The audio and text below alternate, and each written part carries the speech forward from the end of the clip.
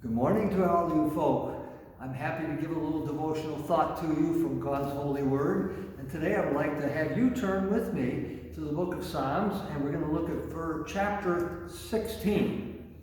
And I'm going to look at verse 8. My wife's favorite verse is 11. But I like 8 and 9, and then when I jump over 10 to 11, it becomes something real. But here it goes. It starts off like this. I have set the Lord always before me. Now I'm telling you, folk, unless we start the day on our knees and a little time in this book, we do not have the Lord set before us, because everything else will take the place where God is supposed to be in charge. We need Him to lead and guide us throughout life. So it says, I have set the Lord before me. And then it goes on to say, because He is at my right hand, and I will not be moved. The devil wants to move us in directions that is not part of the plan God has for us. God says, I will guide you with my right hand. And He will, and that's awesome. And then it goes on to say in verse 10, therefore my heart is glad and my life rejoices. If you're not a glad person, happy person, on top of the world in positivity, maybe you ought to look at this verse in depth, because God says, I've got a plan and a will for your life. Just set me before you. Remember, I'm right here with you. And lastly, I will show you the direction in which you should be guided this day. Constantly be talking to God, and then you'll start rejoicing. Well, I was on a cruise one time with my wife, and my wife always wanted to go through the Panama Canal. So we started in New York. As we got on that ship and we made ourselves down the east coastline of the United States, and we go past Florida, get into the Gulf of Mexico.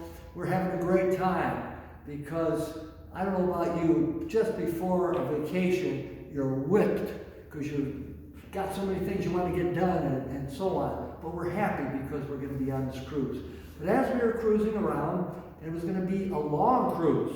I don't know if it was 2 weeks, 10 days, whatever it was, as we went through the Panama Canal and came up to the west side of the coast of the United States.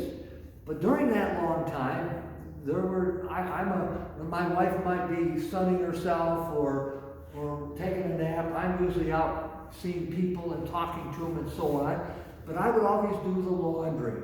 So I'd go to the laundry place, and there would be ladies in there, and after a while, when I would do it every other day or what it was, I'd see these ladies and they would be chatting.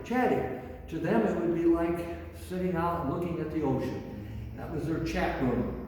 And I'd go in there and chat with them and so on. And after a while, I found out that a rabbi on ship happened to be, his wife was there in that room. And she found out I was a Sabbath keeper, so she said, why don't you come Friday night and take part in our worship service. And, these cruises have thousands of people on it. And it was in a big place, so I said, yes, I will be there. So my wife and I came, and we had another couple with us from Maine. And so we all got together and sat in a place, and we sat through this beautiful Jewish service, welcoming in the Sabbath, and thanking God for the rest and miracles that He has done for all of our lives. It was very positive, uplifting.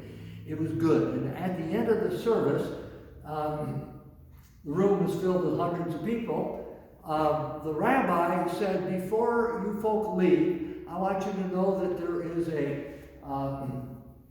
is a rabbi by the name of Pastor Mike Ortel here in the group.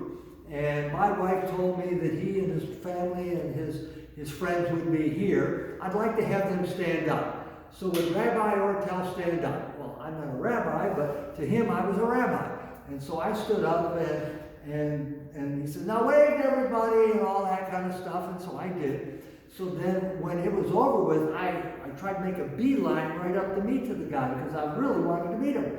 So as I was walking up, I did not know there were other people in that group that were Christians, and they were Sabbath-keeping Christians. And so they went and talked to my wife and the other folk that were with us.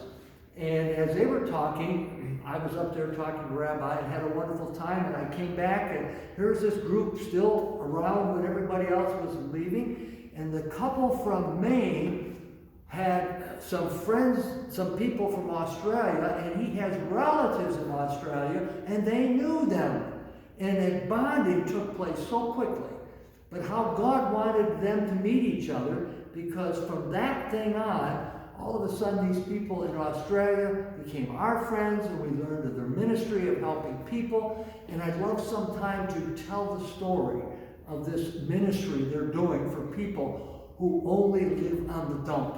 Can you imagine? That's where they have their school. They have nothing at all. But they eat out of the dump and they sleep on the dump. But as a result, we learned about this ministry and met other Sabbath-keeping, beautiful people. But I am saying this book tells us something kind of nice, didn't it? It said, set the Lord always before you, because he's at your right hand, and you shall not be moved. And your heart will be glad, and you will rejoice.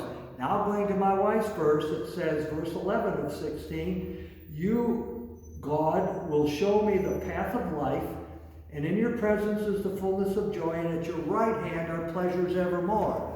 That trip took on more joy and pleasures because of God leading through various ways to have us meet people from the other side of the world. And we were enriched to this day to become our closest friends.